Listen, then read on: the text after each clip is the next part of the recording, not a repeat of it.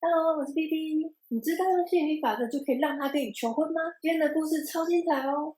第一个故事是来自印度的年轻女生，在大学的时候，她认识了这个男生，两个人在一起半年之后，本来都好好的，可是男生突然有一天跟她说：“我不太确定我们两个的关系是不是要继续走下去。”你知道很多男生都会用这种借口，那个男生就把她甩了，然后这女生就苦苦恳求他不要分手，不要分手。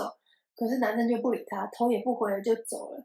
这个女生每天早晚哭，以泪洗面，度过了2个礼拜之后，她觉得不能再这样下去了，就把《秘密》那本书拿出来看一遍，把吸引力法则再复习一次。她这次决定要好好认真来吸，要让这个男生跟她求婚。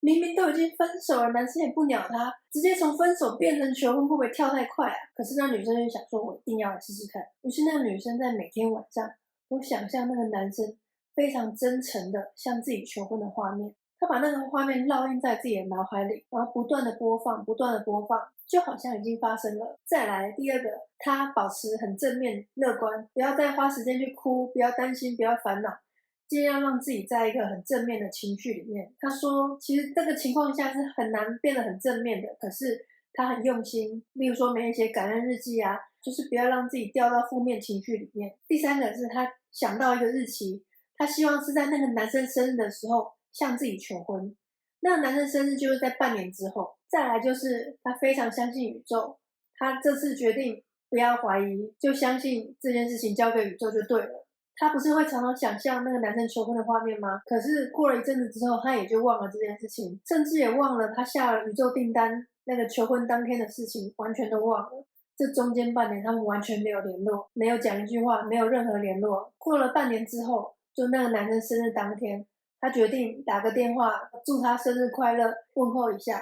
他打过去讲了几分钟之后又挂掉了，没想到那个男生就突然打回来说：“请你嫁给我。”请你嫁给我。Oh my god！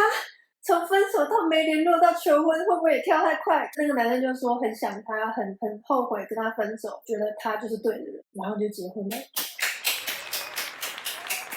真的太厉害了！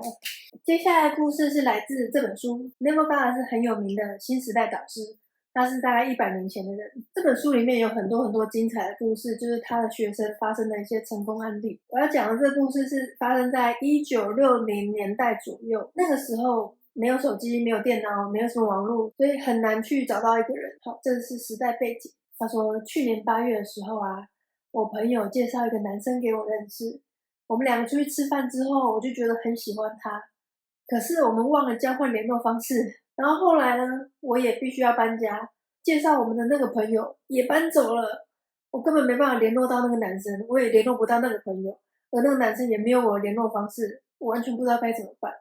虽然我们只见过1次面，可是我觉得他就是 Mr. Right， 我觉得就是非嫁他不可了。我决定用 Neville Goddard 的方法，就是吸引力法则，来让他再次出现在我的生命中，而且这次我想要跟他结婚。首先呢，每个晚上我就睡觉的时候，我想象自己是睡在一个双人床，而不是我自己的单人床。我想象我是睡在我们未来的那个房子里面，而不是现在的房子。我的想象是非常非常真实的，就好像真的睡在那个双人床一样。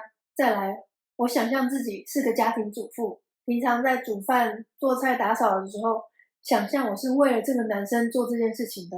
我常常想象我手上的那个戒指，我有事没事就在玩弄我手上的那个戒指，想象已经戴上戒指了。再来，我想象我已经冠夫姓了，就假设那个男生姓张好了，我就常常想象自己就是张太太。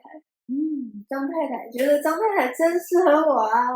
每天我都这样想象。1个月之后，他突然不知道去哪里有我的联络方式，我们又重新联络上。一开始也只是讲话像朋友一样，我其实完全无法确定他对我的感觉，可是我就继续想象我就是张太太，想象我就是睡在那个双人床，即使我们那时候还只是普通朋友，我就每天想象我有一个戒指，想象我是家庭主妇，想象我是张太太。结果11月，他就向我求婚了。现在我就是名副其实的张太太，我们非常的相爱。太棒了，太棒了！好，今天的故事希望对你有帮助。如果你希望对方赶快求婚的话，说不定可以试试看他们的方法哦。如果你想听更多吸引力法则的成功故事，这边还有哦。那么下次见喽，拜拜。